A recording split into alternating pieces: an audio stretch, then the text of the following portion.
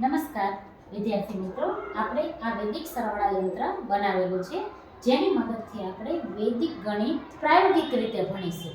એટલે તમે પ્રયોગ એનો કરતા જવાનું છે, એટલે તમને એક ટેવ પડી જાય. તમે હંમેશા જૂની જે પદ્ધતિ છે એ જૂની પદ્ધતિથી દાખલા ગણો છો, તો આપણે વૈદિક મદદથી જો આપણે દાખલા કરવા હોય તો જેટલો તમે આનો પ્રાયોગિક ઉપયોગ કરશો એટલો તમે વધારે સરળતાથી ઉપયોગ કરી શકો. હવે ધારો કે આપણે એક રકમ લીધી છે 56 + 78 + 34. હવે આની અંદર સૌપ્રથમ આ જે રકમ જે છે એ પ્રમાણે આપણે અહીંયા મેં સ્ટ્રોનો ઉપયોગ કર્યો છે. સ્ટ્રો અને કપ, આ કપની અંદર જેટલી રકમ છે એ પ્રમાણે આપણે સ્ટ્રો મૂકતા જઈશું. હવે સૌપ્રથમ આપણી પાસે 6 છે, 1 2 3 4 5 અને 6. હવે એના પછી છે 8, 1 2 3 4 5 6 7 અને 8. એના પછી છે 4, 1 2 3 અને 4. હવે બીજી લાઈન બાજુ આપણે આવીએ તો અહીંયા 5 છે એટલે આપણે 5 સ્ટ્રો મૂકશું. 1 2 3 4 અને 5. પછી 7, 1 2 3 4 5 6 અને 7. પછી આપણે હવે જરૂર છે 3 સ્ટ્રોની, 1 2 અને 3 સ્ટ્રો મૂકી દઈએ. હવે આપણે આ જે છે આના જવાબનો જે આપણને સરવાળો મળશે એ માટે આ કપ ખાલી રાખેલા છે. હવે અહીંથી આપણે શરૂઆત કરીએ તો સૌપ્રથમ આપણી પાસે 6 છે, 1 2 3 4 5 અને 6. હવે આ 6 જે છે એને આપણે અહીંયા ઉમેરી દઈશું. અહીંયા આપણી પાસે કેટલી પડી હતી? આ 6 છે ને અહીંયા આપણી પાસે 8 પડી છે, તો હવે એ 8 ને આની અંદર ઉમેરી દઈએ આપણે. 7 8 9 10 11 12 13 અને 14. હવે જો આપણને 14 મળી છે તો આપણે 14 એટલે એકડે ચોકડે 14, તો ત્યારે આપણે અહીંયા 4 જ મૂકીશું. 1 2 3 અને 4 મૂકીશું. હવે આ 4 જે છે ફરીથી આપણે અહીંયા આ ખાનામાં નોંધી લેશું કે જેથી તમારે હવે આટલી જ યાદ રાખવાની રહે. હવે તમારે 4 જ યાદ રાખવાની છે અને 4 માંથી આપણે 14 મળ્યા એટલે કે 14 નો ચોગડો અને વધી પડી 1 એટલે વધી જે છે એને આપણે એકાધિક કહેશું.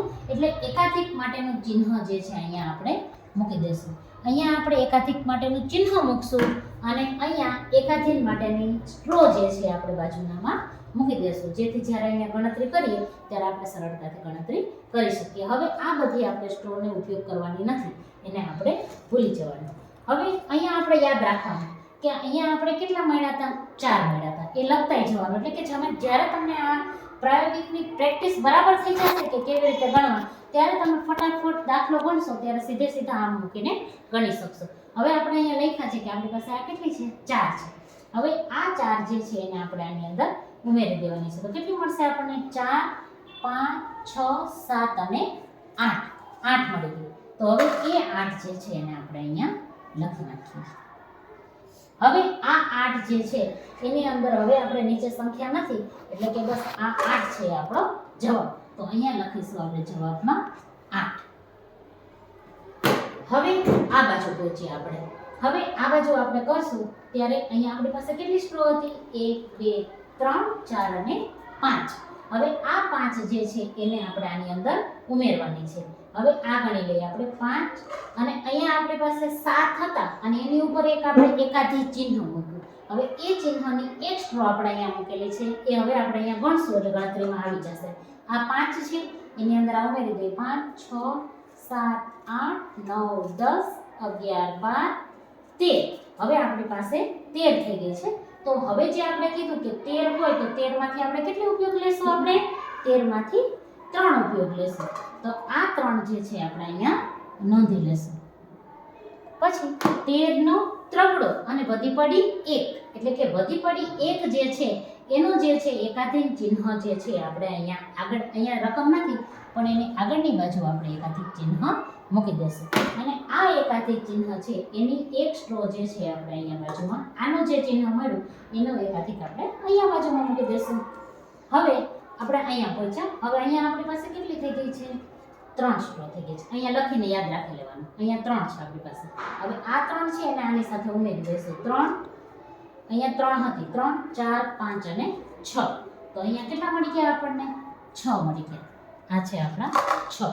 હવે આ 6 જે છે એ જ આપણને અહીંયા ઉમેરવા માટે કંઈ નથી એટલે આપણે મળી ગયો જર. એને લખી નાખીએ અહીંયા આપણે.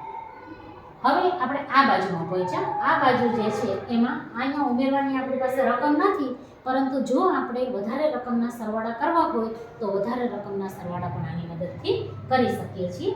હવે આ એક જે છે એ એકને આપણે અહીંયા કંઈ ઉમેરવાના નથી એટલે આપણા જવાબમાં મળી જશે. તો અહીંયા આપણે કેટલા એકાધીન ચિહ્ન અને એકની ગણતરી. બરાબર. તો આ આપણે વૈદિક સરવાળા યંત્ર જે છે એની મદદથી આપણે આનાથી પણ મોટી રકમ જે છે એના સરવાળા કરી શકીએ છીએ. નમસ્કાર.